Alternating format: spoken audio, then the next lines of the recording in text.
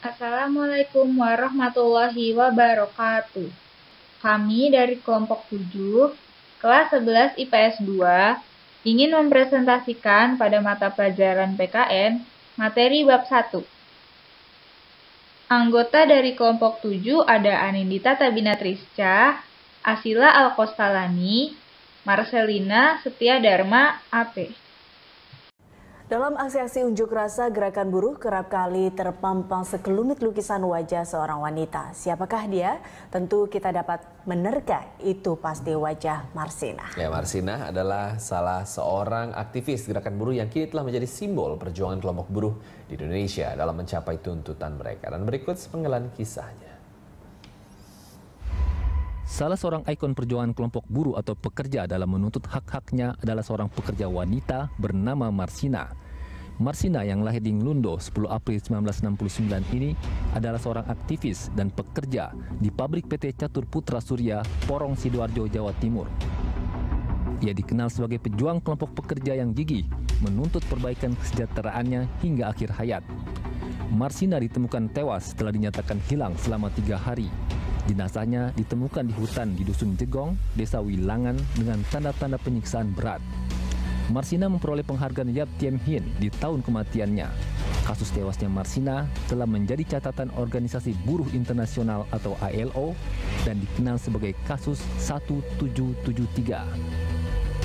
Kisah tragis sang pejuang buruh ini berawal pada tahun 1993 ketika Gubernur Jawa Timur mengeluarkan Surat Edaran Nomor 50 Tahun 1992 yang berisi himbauan kepada pengusaha agar menaikkan kesejahteraan karyawannya dengan memberikan kenaikan gaji sebesar 20% dari gaji pokok. Pada pertengahan April 1993, karyawan PT Catur Putra Surya, Porong Sidoarjo, membahas surat edaran tersebut dengan penuh keresahan. Mereka berencana menuntut perusahaan untuk merealisasikan surat edaran gubernur yang tak kunjung diwujudkan.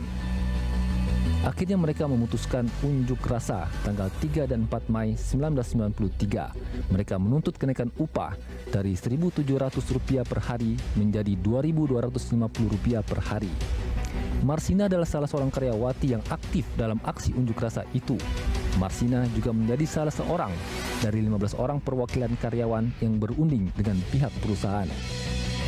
Siang hari tanggal 5 Mei, 13 buruh rekan Marsina yang dianggap menghasut dikabarkan telah dibawa ke Komando Distrik Militer atau Kodim Sidoarjo.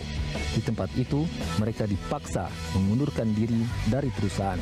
Mereka juga dituduh telah menggelar rapat gelap dan menghalangi karyawan untuk bekerja. Tanpa rasa gentar, Marsina lantas mendatangi kantor Kodim Sidoarjo untuk mengetahui nasib rekan-rekannya. Namun pada malam harinya, Marsina diketahui telah hilang secara misterius. Keberadaan Marsina tidak diketahui oleh rekan-rekannya sesama pekerja sampai akhirnya jenazahnya ditemukan tanggal 8 Mei 1993.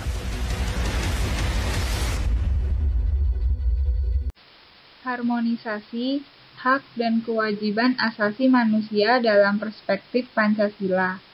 1. Konsep dan hak kewajiban asasi manusia. 2. Substansi hak dan kewajiban asasi manusia dalam Pancasila. 3.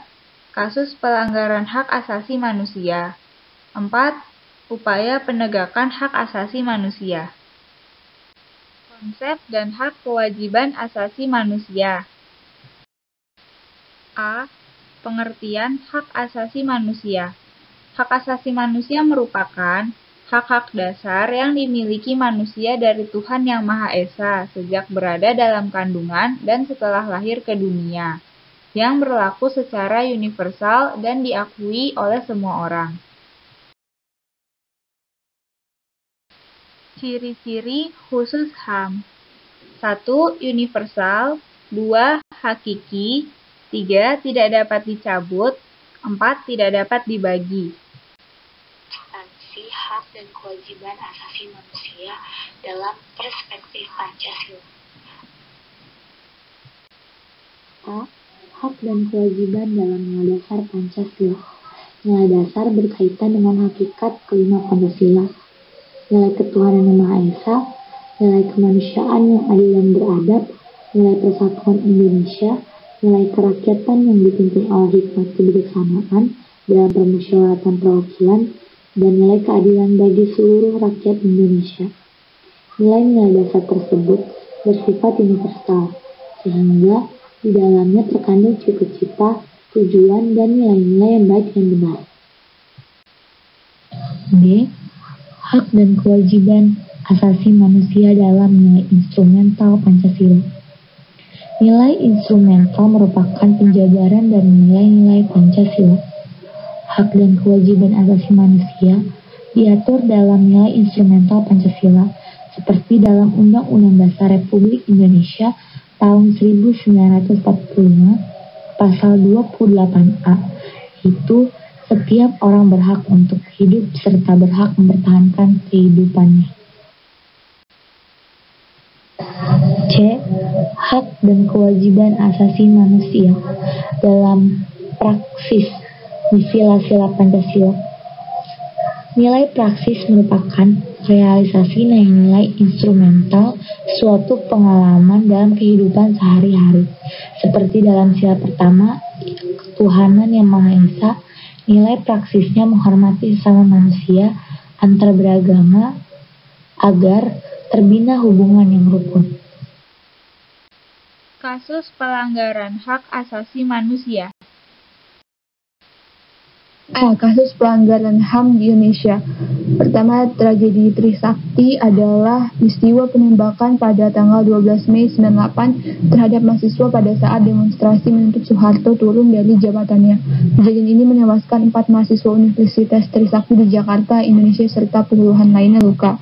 Kemudian ada tragedi Semanggi, menunjuk pada 2 kejadian protes masyarakat terhadap pelaksanaan dan agenda sidang istimewa MPR yang mengakibatkan tewasnya warga sipil.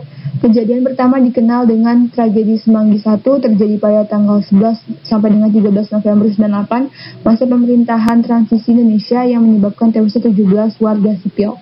Kejadian kedua dikenal dengan tragedi Semanggi 2 yang terjadi pada tanggal 24 September 1999 yang menyebabkan tewasnya seorang mahasiswa dan 11 orang lainnya di seluruh Jakarta serta menyebabkan 217 korban luka-luka. Kemudian ada kerusuhan Mei 98 dan pemberontakan G30 SPKI di Indonesia. Upaya penegakan hak asasi manusia. Kemudian ada upaya penegakan pelanggaran hak asasi manusia.